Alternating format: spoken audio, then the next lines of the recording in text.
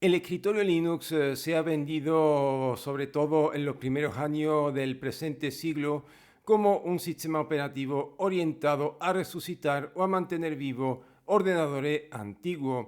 Sin embargo, habría que preguntarse si dicho compromiso contra la obsolescencia programada y contra la generación o contra la excesiva generación de desperdicio tenía únicamente razones morales o si detrás también había circunstancias técnicas. Y la realidad es que sí, o sea, ambas cosas son ciertas, o sea, había un compromiso ético y hay un compromiso ético, pero también había una serie de circunstancias técnicas que obligaban al escritorio Linux a cubrir ese segmento, o sea, el de los ordenadores antiguos. Durante la primera década del siglo XXI, el soporte para el hardware tardaba muchísimo en llegar a Linux, o sea, no era nada extraño que un driver para, yo qué sé, para un modelo de Wi-Fi Qualcomm, diciendo un ejemplo totalmente al azar que podría ser falso, pues tardara entre 3 y 5 años en llegar.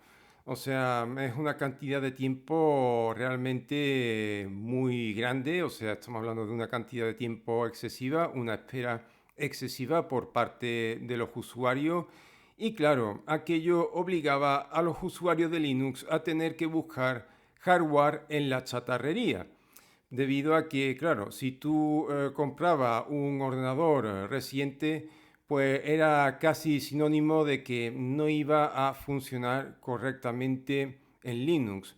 Y curiosamente, en este contexto, ¿no? El de los primeros años del siglo XXI, había un fabricante que cumplía bastante bien dando soporte desde el día uno. Y ese fabricante es Nvidia, sí, posiblemente más de uno se esté sorprendiendo de que yo esté afirmando esto, pero Nvidia siempre ha soportado su tarjeta gráfica en Linux desde el día uno o como mucho a partir del día 2.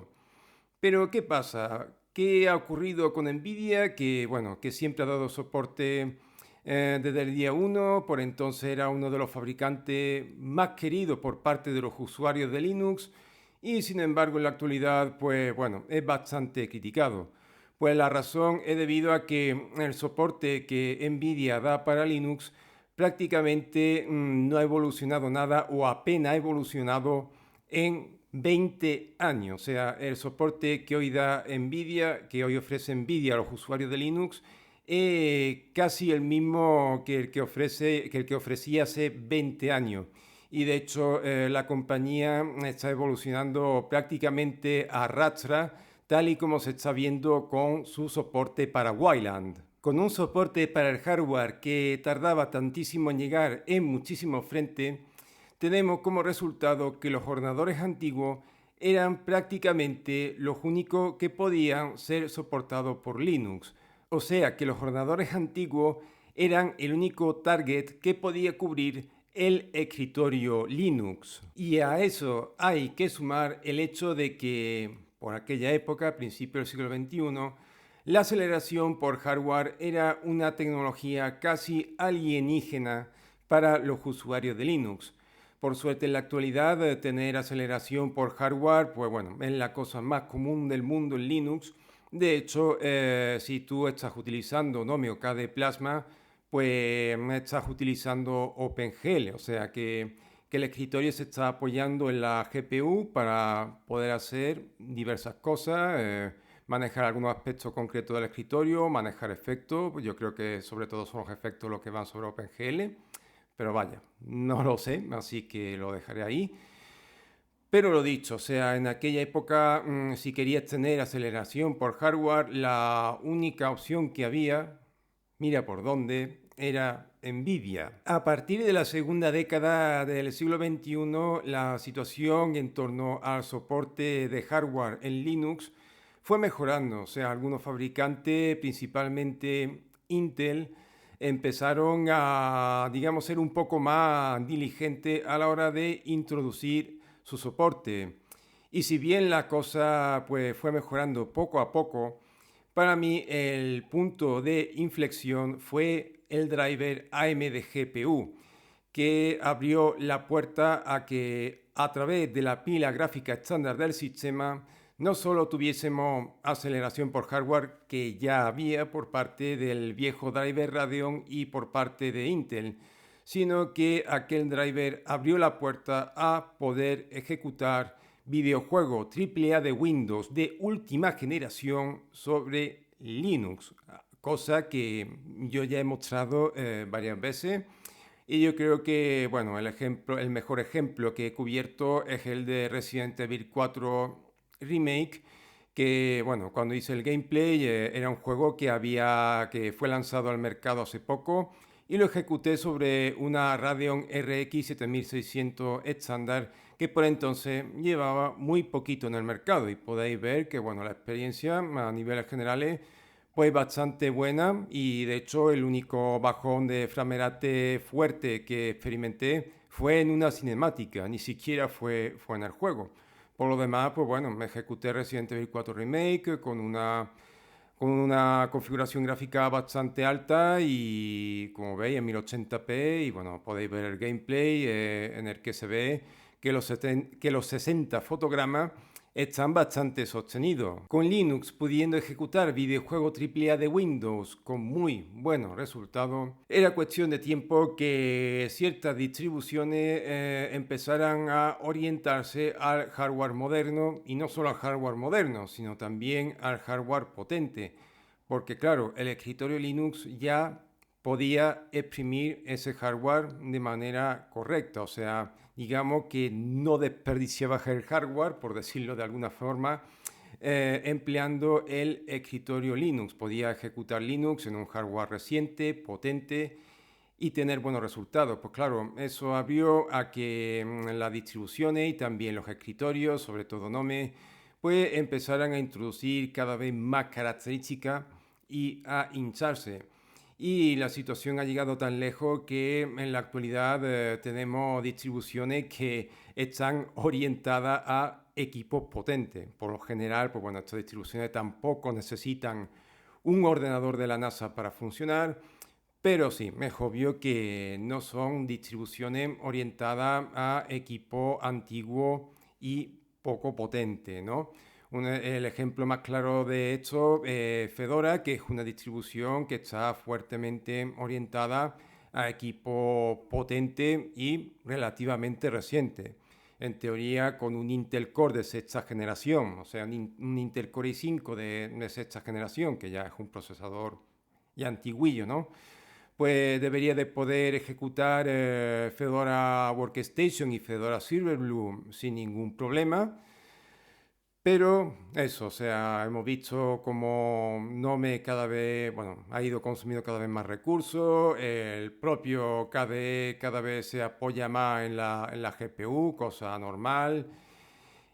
Y vamos, básicamente lo que ha pasado con el escritorio Linux es que digamos que en cierto modo se ha ido homologando a los estándares que hay en el mercado, o sea, ha ido incluyendo muchísimas más características que, por ejemplo, han permitido automatizar la experiencia con el sistema operativo y que el uso, pues bueno, sea más desatendido. Y esto es algo que he podido experimentar por mí mismo y no solo a través de los sistemas operativos inmutables, sino también a través de los mutables como por ejemplo Fedora Workstation. Y esto lo expliqué hace ya algunos años.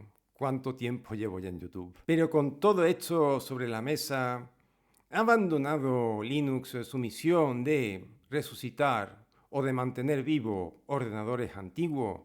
Yo digo que no, ya que en el escritorio Linux el componente que más pesa con clara diferencia es el propio escritorio. Y esto quiere decir que si tú cambias Nome o KDE por un escritorio ligero, el resultado que te da es un sistema operativo, valga la redundancia, más ligero. Debian estable sigue siendo en la actualidad un gran sistema operativo para mantener vivo o resucitar ordenadores antiguos. De hecho, lo único que tienes que hacer es instalarlo con algún escritorio ligero o un gestor de ventana pelado si lo prefieres. Yo es que los gestores de ventana pelado pues no son para mí, lo siento mucho, pero nunca me he acostumbrado a utilizar el ordenador así. Pero lo dicho, o sea, puedes instalarlo con XFCE, con Mate, LXQT, LXD creo que todavía sigue ahí. Y tienes ahí un sistema operativo que puede funcionar en computadora bastante antigua y dando resultados bastante decentes. Un punto que tiene Debian de estable a su favor es que su software está bastante pulido, está bastante más pulido que distribuciones Bleeding Edge como por ejemplo Fedora, Arch Linux, OpenSUSE Tumbleweed, y eso ayuda bastante a que pueda funcionar mejor en equipos antiguos. De hecho, en el viejo netbook Atom que tengo por ahí, que he mostrado en otros vídeos, yo tenía un Arch Linux muy reducido con Mate y decidí cambiar el sistema operativo o la distribución, como se quiera ver, a Debian estable con el mismo escritorio, con Mate, pero Debian yo le instalé a lo bestia, o sea, con todo el software preinstalado, por lo cual el resultado era un sistema operativo más hinchado. Pero para mi sorpresa, Debian iba bastante más fino que Arch Linux. Y eso pues me llevó a la conclusión que estoy exponiendo ahora, que Debian pues bueno, es una distribución muy buena para mantener vivos equipos antiguos y es la distribución que recomiendo para ello.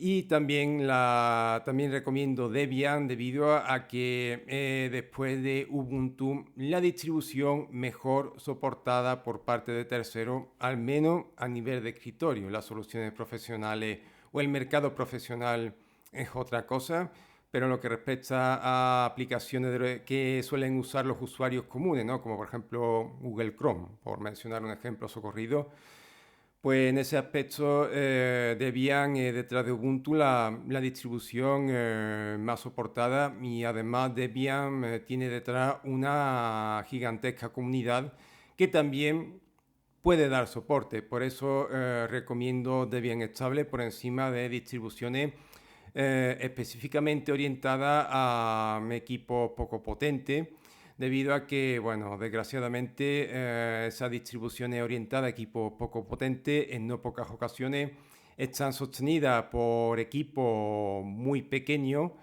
que en caso de tener un problema, pues el usuario puede encontrarse con bastantes posibilidades de que no le den ninguna solución. Y en fin, esto es todo lo que quería decir, o sea, lo dicho.